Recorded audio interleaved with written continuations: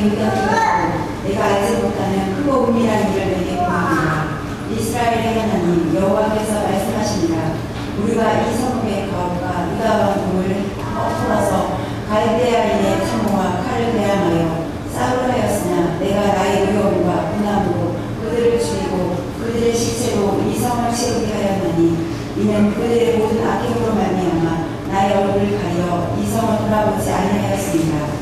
그러나 내가 이 성읍을 치료하며 고쳐나게 하고 평안과 진실이 풍성함을 그들에게 나타낼 것이며 내가 유다의 포로와 이스라엘의 포로를 돌아오게 하여 그들을 처음과 같이 세울 것이며 내가 그들을 내게 범한 그 모든 죄악에서 정하게 하며 그들이 내게 범하며 행한 모든 죄악을 사할 것이라.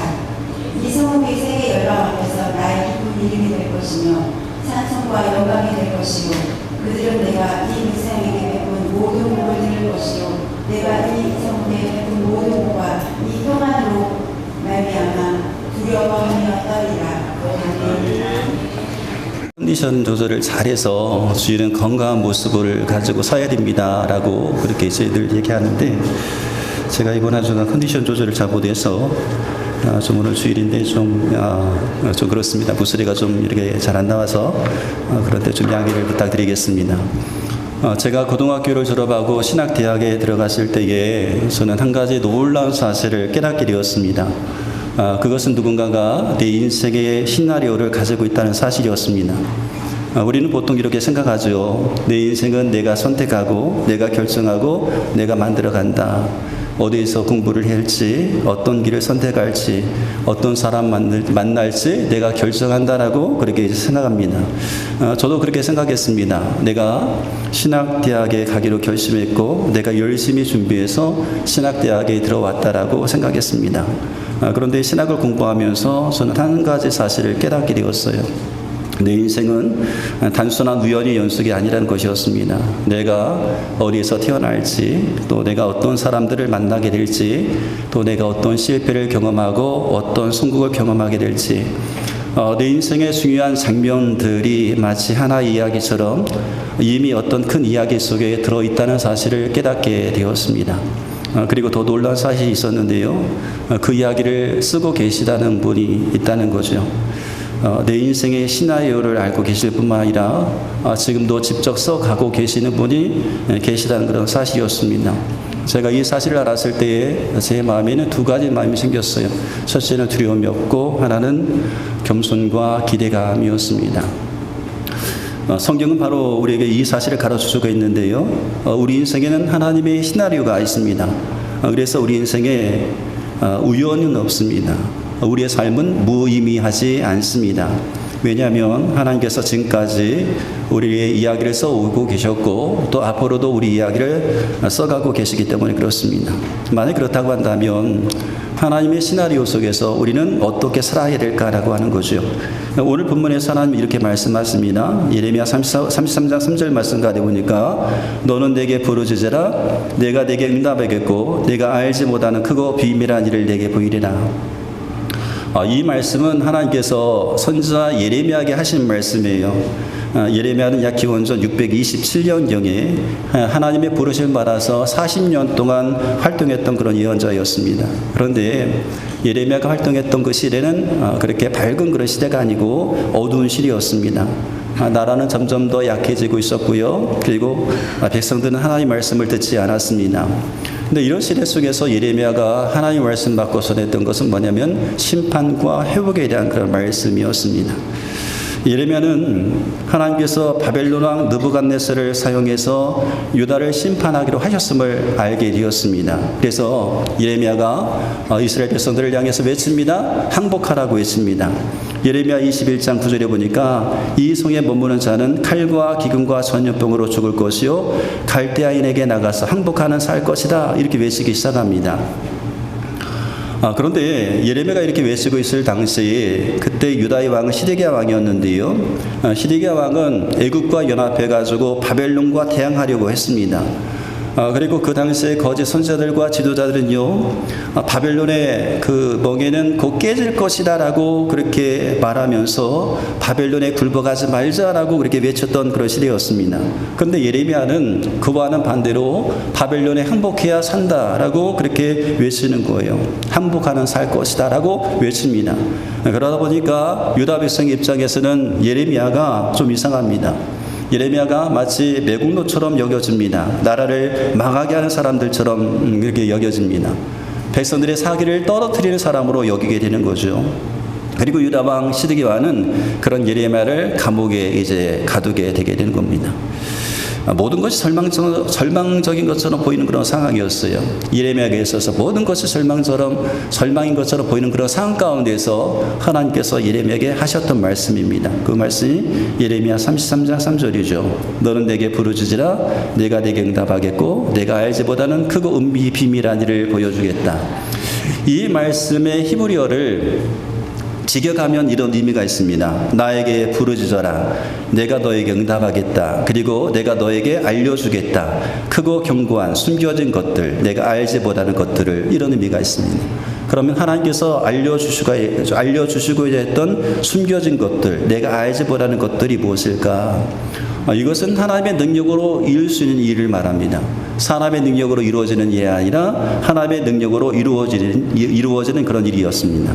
시편 126편 2절에 보니까 여호와께서 그들을 위하여 큰 일을 행하셨다. 여기 크다라고 하는 말이죠. 이 큰 일은 인간의 능력을 넘어서는 하나님의 역사를 의미한다고 할 수가 있습니다.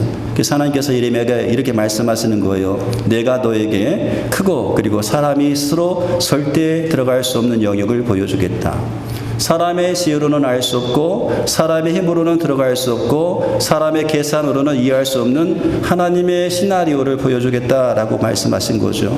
그것이 뭡니까? 예루살렘의 멸망되어 있는 하나님의 구원 계획에 대한 시나리오였습니다. 그래서 예레미야 33장 6절 말씀 가다 보니까 보라 내가 이 성에 치료와 고침을 가져오고 그들을 고쳐주며 평안과 신실함의 풍성함을 나타낼 것이다 라고 말씀하셔요. 예레미야는 심판 이후에 하나님의 회복이 있음을 보여주었습니다. 그리고 메시아 시대까지 구속 역사를 하나님은 예레미야에게 보여주신 겁니다. 그러므로 기도는 하나님의 시나리오를 보는 통로가 되는 거죠. 사람들은 상황을 보고 판단합니다. 근데 하나님께서는 전체 이야기를 보고 계시면서 우리 가운데 말씀을 하십니다. 부르짖어라. 내가 너에게 내가 알지보다는 하나님의 이야기를 보여주겠다라고 말씀하시면서 기도하라라고 말씀합니다. 하나님은 이 크고 비밀한 일을 하나님을 찾는 사람들에게 보여주십니다. 하나님은 예레미야에게 이 크고 비밀한 일을 보여주었습니다. 그것이 바로 하나님의 구원의 계획 속에 있는 시나리오였습니다. 우리가 성경을 읽어보면 하나님의 시나리오에는 두 가지 형태가 있어요.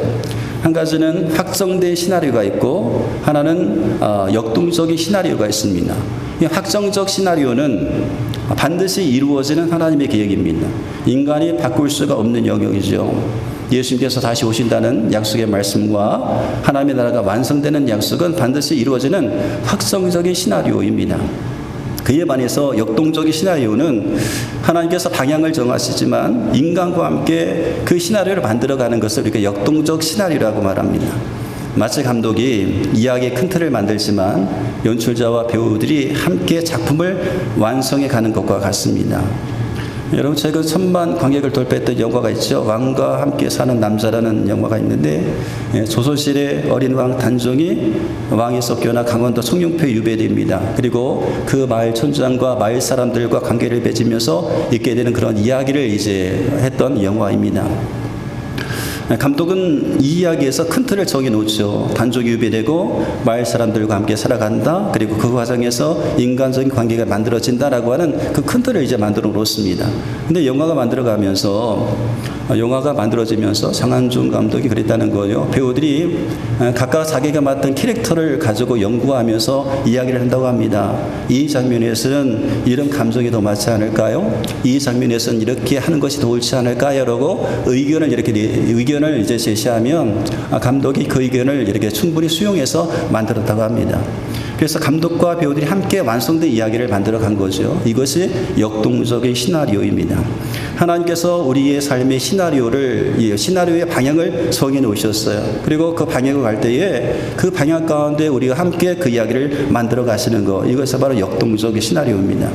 이때 기도는요, 하나님의 시나리오를 준비하기에는 능력이 됩니다. 기도는 하나님의 시나리오를 보고 준비하게 된 능력이 된다. 우리가 예레미야 32장에 보면 하나님께서 감옥에 있는 예레미야에게 말씀하셔요. 밭을 사라고 말씀을 하십니다. 예루살렘은 지금 바벨론에 의해서 포위되어 있는 그런 상황이었어요. 나라는 곧 멸망할 그런 상황이었습니다. 예레미야 감옥에 갇혀 있습니다. 근데 이런 상황 가운데서 밭을 산다는 것은 전혀 의미 없는 행동처럼 보여졌습니다. 그런데 예레미야는 하나님 말씀을 듣고 밭을 삽니다.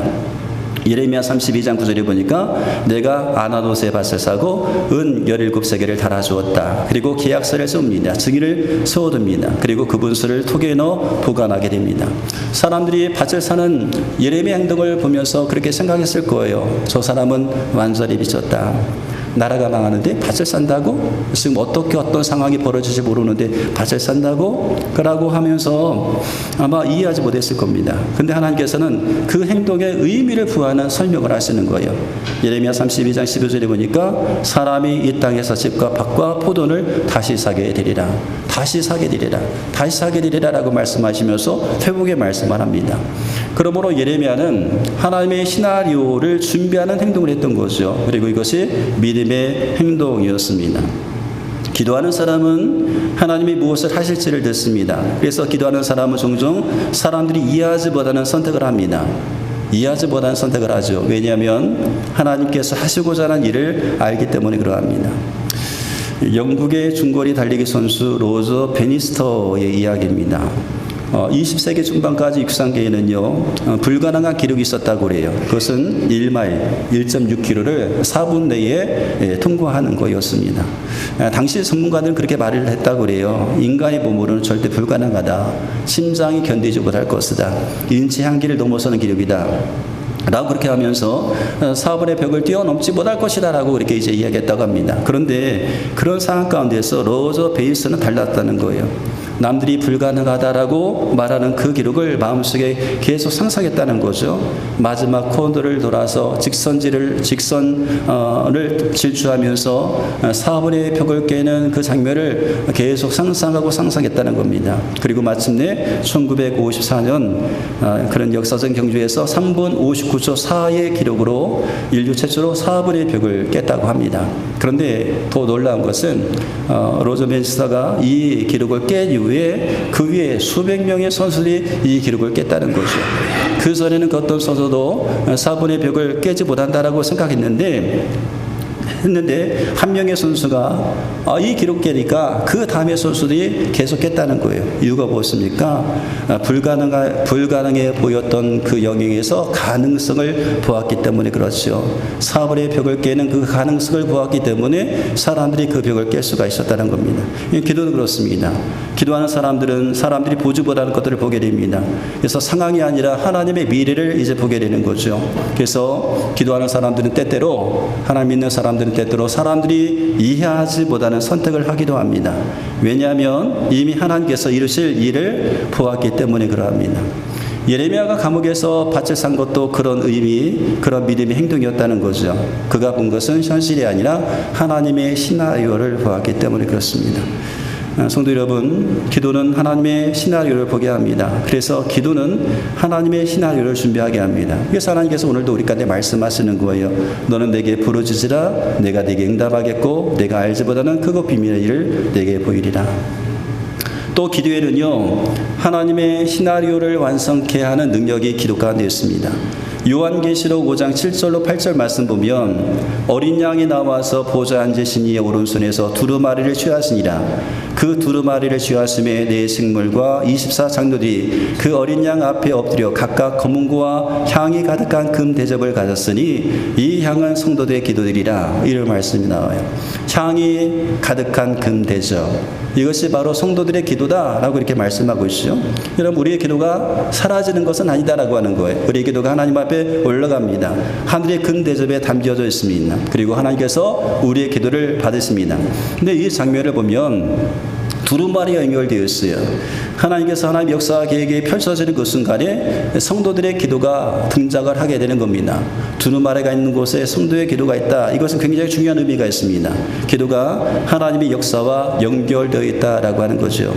그러므로 기도는 하나님의 시나리오의 한 부분입니다. 하나님은 성도의 기도를 통해서 역사하십니다. 그리고 기도는 하나님의 시나리오를 완성케 하는 능력이 되게 되는 겁니다. 자, 출애굽기 32장에 보면 이스라엘 백성이 광야에서 그 금송아지를 만들게 되죠. 우상을 만들었습니다. 이 일로 인해서 하나님께서 크게 진노하셔서 하나님께서 말씀을 하셔요. 모세에게 말씀하셔요. 내가 이 백성을 진멸하고 너로 큰 나라를 만들어주겠다라고 말씀합니다. 이것이 바로 하나님의 심판선이었어요. 근데 모세가 그런 하나님 앞에 나가가지고 간절히 기도하기 시작합니다. 모세가 기도했던 것은 세 가지를 붙잡고 기도해요. 첫 번째는 하나님의 명이었습니다.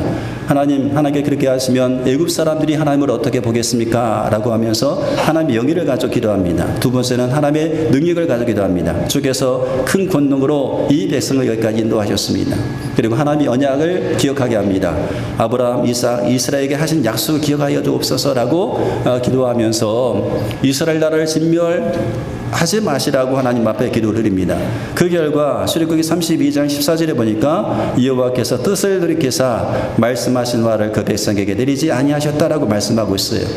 기도는 하나님의 시나리오에 참여하는 통로가 되는 거죠. 한 사람의 기도가 한 가정을 살리게 되고요. 한 교회의 기도가 한 도시를 변화시킬 수가 있는 겁니다. 한 사람의 기도가 한 민족의 역사를 바꿀 수도 있는 겁니다. 모세의 기도처럼 말입니다. 성도 여러분, 우리 인생에도 하나님의 시나리오가 있습니다. 그 시나리오는 단순히 멀리서 바라보는 이야기가 아니라 하나님은 우리를 그 이야기 속으로 부르고 계십니다. 그래서 우리를 초청하시는 거예요. 너는 내게 부르짖으라 내가 내게 응답하겠고 내가 알지 못하는 크고 비밀한 일을 보여주겠다. 여러분, 우리가 하나님의 시나리오 속에서 어떻게 살아야 되겠습니까? 그저 하나님의 시나리오, 역동적인 시나리오를 구경하는 사람으로 살겠습니까? 아니면 그 시나리오에 참여하는 사람으로 살겠습니까? 우리의 삶과 선택을 하나님께 맡기시기 바랍니다. 우리가 믿는 하나님께 한번 맡겨보시고 우리의 삶의 이유가 되신 하나님께 맡기시고 하나님의 시나리오에 한번 참여해 보시기 바랍니다. 하나님의 역동적인 시나리오에 참여하는 길은 단 하나입니다. 기도입니다. 기도함을 통해서 그 시나리오에 참여하셔서 기도의 능력으로 하나님과 함께 멋진 미래를 만들어가는 저와 여러분 되시기를 주의 이름으로 축복합니다.